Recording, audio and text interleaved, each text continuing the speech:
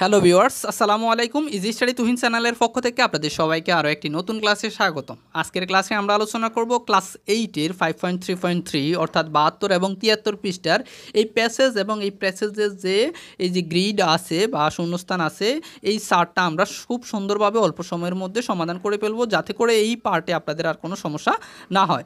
তো যেহেতু প্রত্যেকটা পার্ট বাই পার্ট আমরা ক্লাসগুলো করে দিচ্ছি, যারা এখনও আমাদের চ্যানেলটি সাবস্ক্রাইব করেননি অর্থাৎ যারা আমাদের চ্যানেলে এখনও নতুন, তারা অবশ্যই আমাদের চ্যানেলটি সাবস্ক্রাইব করে ফেলবেন, তাহলে পরবর্তী ক্লাস সবার আগে আপনি পেয়ে যাবেন। তো চলুন আমরা ক্লাসটা শুরু করি।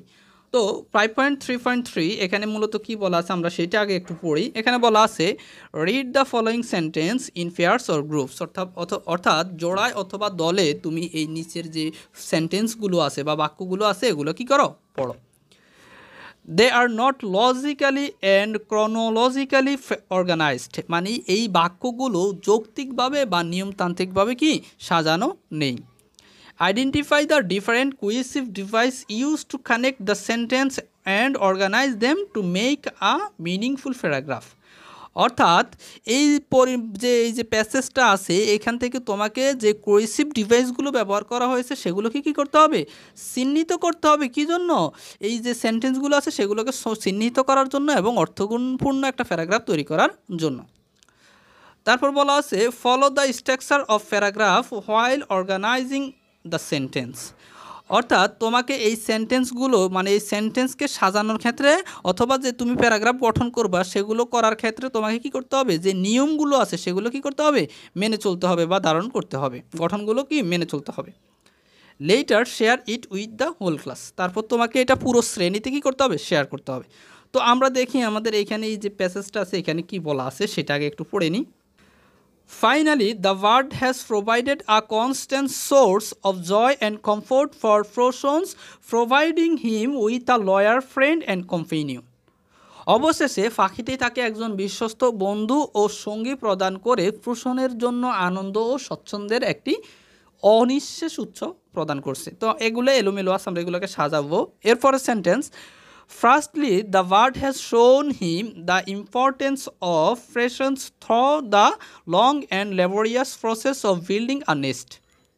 প্রথমত পাখিটি বাসা তৈরির দীর্ঘ এবং শ্রমসাধ্য প্রক্রিয়ার মাধ্যমে তাকে ধৈর্যের গুরুত্ব দিয়েছে। Proshons bird teacher has played an important role in his life by teaching him valuable life lessons and being a faithful companion. প্রোশনের এই পাখি শিক্ষক তাকে মূল্যবান জীবনের পাঠ এবং বিশ্বস্ত সহচর হওয়ার মাধ্যমে তার জীবনের গুরুত্বপূর্ণ ভূমিকা পালন করেছে। Thirdly, the bird has demonstrated to him the importance of being adaptable by adjusting its behaviour according to different situation. এখানে থার্ডলি মানে তৃতীয়ত, পাখিটি বিভিন্ন পরিস্থিতিকে নিজেকে খাপ খাইয়ে নেওয়ার মাধ্যমে মানিয়ে চলার গুরুত্ব দেখিয়েছে। Overall, Proshons bird teacher has been an exceptional role model, imparting essential life skills and providing him with an unwavering companionship. সামগ্রিকভাবে প্রোশনের পাখি শিক্ষক তাকে অপরিহার্য জীবন দক্ষতা শিক্ষা দিয়ে এবং অটুট সাহচর্য প্রদান করে তার জন্য একজন ব্যতিক্রমী চরিত্রাদর্শনের পরিণত হয়েছে। Secondly, the bird has taught him the value of hard work by tirelessly searching for food and looking after its young. দ্বিতীয়ত, অক্লান্তভাবে খাবারের সন্ধান করে এবং তার বাচ্চাদের দেখাশোনা করে পাখিটি তাকে কঠোর পরিশ্রমের মূল্য শিখিয়েছে।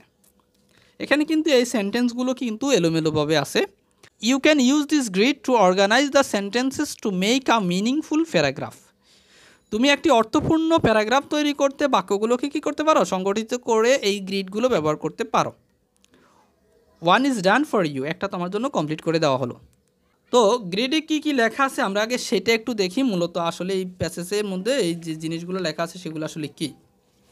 তো প্রথমে এখানে বলা আছে স্ট্রাকচার অফ প্যারাগ্রাফ, কেমন, অফ দ্য প্যারাগ্রাফ, অর্থাৎ এই প্যারাগ্রাফের কি গঠন। তারপর বলা আছে হোয়াট ইজ রিটেন, অর্থাৎ কি লেখা হয়েছে সেটা। তারপর দ্য সেন্টেন্স, অর্থাৎ বাক্য।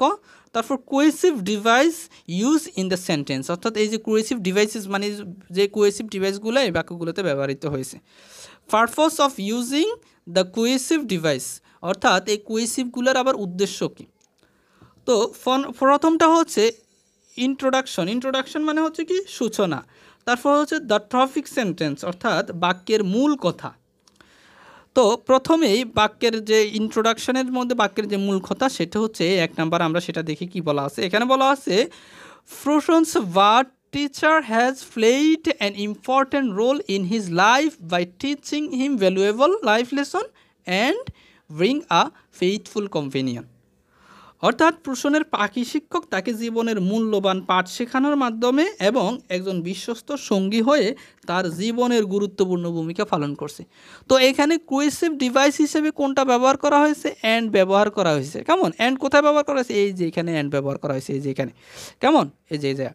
তো এটার যে পারপোজ বা উদ্দেশ্যটা কি? উদ্দেশ্যটা হচ্ছে কানেক্টিং টু সিমিলার ইনফরমেশন, অর্থাৎ দুটা একই ধরনের যে ইনফরমেশন তথ্য আছে সেগুলো কি করা হয়েছে? কানেক্টিং করা হয়েছে। সেগুলো কি?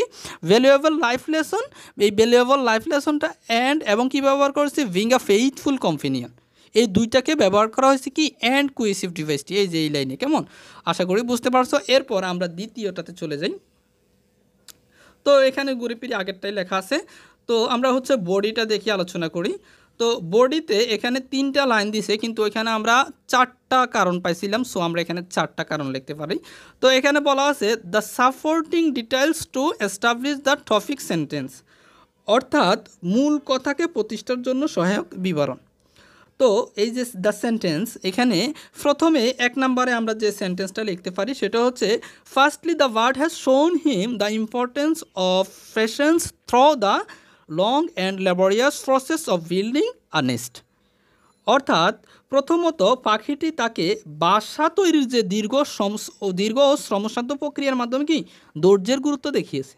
তো এই যে 1 নম্বরে যে সেন্টেন্সটা লিখলাম সেটাতে কিন্তু কোয়েসিভ ডিভাইস হিসেবে আমাদের এখানে লেখা হয়েছে ফার্স্টলি, কি ফার্স্টলি কোয়েসিভ ডিভাইস, এবং এইটার যে পারপোজ রয়েছে সেটা হচ্ছে কি two make a sequence with topic sentence, অর্থাৎ বাক্যটিতে কি একটা ক্রম তৈরি করার জন্য এই কোয়েসিভ ডিভাইসটি ব্যবহার করা হয়েছে। এরপর আমরা 2 নম্বরে লিখতে পারি, 2 নম্বরে যে সেন্টেন্সটা লিখতে পারি সেটা লিখতে পারি secondly the word has taught him the value of hard work by tirelessly searching for food and looking after its young. অর্থাৎ দ্বিতীয়ত অক্লান্তভাবে খাবারের সন্ধান করে এবং তার বাচ্চাদের দেখাশোনা করে পাখিটি তাকে কঠোর পরিশ্রম শিখিয়েছে।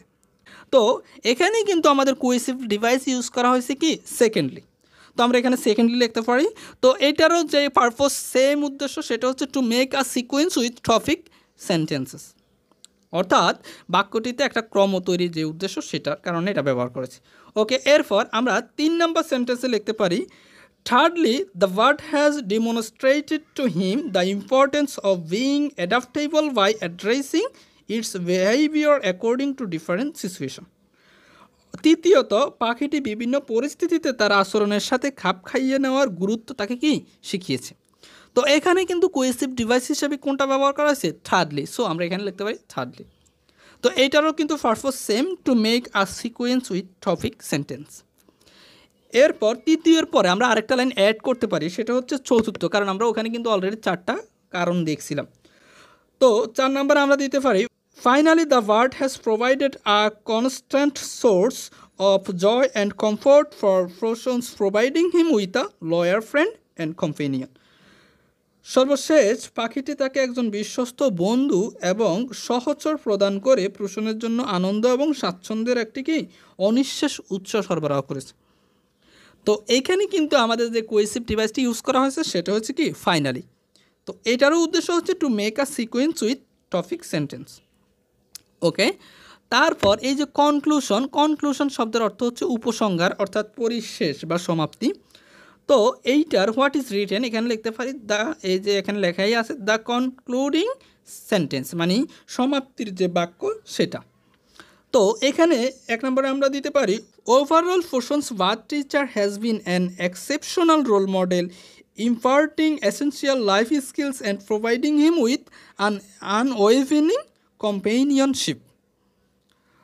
অর্থাৎ সামগ্রিকভাবে প্রশ্নের পাখি শিক্ষক তাকে অপরিহার্য জীবন দক্ষতা প্রদান করে এবং অটুট সাহচর্য প্রদান করে তাকে একজন কি ব্যতিক্রমী রোল মডেলে পরিণত করা হয়েছে। তো এখানে যে আমাদের কোহেসিভ ডিভাইস ইউজ করা হয়েছে সেটা হচ্ছে কি ওভারঅল। তো এখানে আমরা যে এটার যে পারপোজ রয়েছে সেটাতে লিখতে পারি to summarise the ideas discussed in the paragraph to restate the writer's point of views. লেখকের দৃষ্টিতে পুনরুদ্ধার করার জন্য অনুচ্ছেদটি আলোচিত ধারণাগুলোকে কি সংক্ষিপ্ত করা, এটা ছিল উদ্দেশ্য।